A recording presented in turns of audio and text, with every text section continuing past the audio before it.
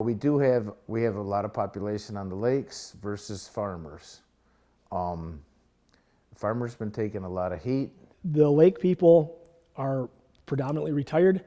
They've made their money and they don't want to see anything else come in. A lot of times they don't have appreciation for the smells of nature. They don't have appreciation for farm equipment when it's on the road. They've got deep pockets.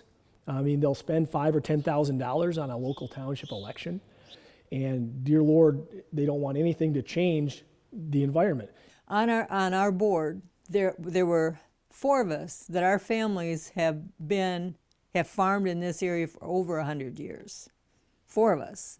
But then you have people coming in that, well, one of them, the supervisor that is supervisor now, has lived here maybe a year. And some of these people have been 5 years. You know, they live out at the lakes, and it is populated. Yes, it is. There's a lot of people out there. And so they can control what we that have lived here and our families that have been here for over 100 years are doing with our property. Referendum and the recalls and the whole 9 yards that happened was, we actually have more voters in our township that are residential than we do farms. You know, and I think across the country, the farmers only make up like 2% of the population. Well, here it's becoming the same way.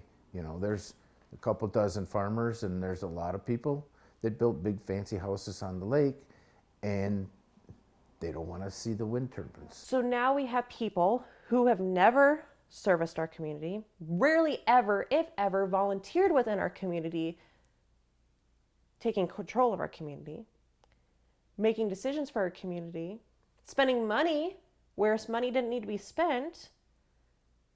There's one representative on our township board and our planning commission that has got an ag background. Other than that, there's no representation for agriculture in our township now. We don't tell them would they like us to tell them what color houses they all have to have? Even if you write these setbacks that there wouldn't be anything within a mile of the lakes, they still don't, when they drive up from Chicago or Detroit, they don't want to see them as they drive by.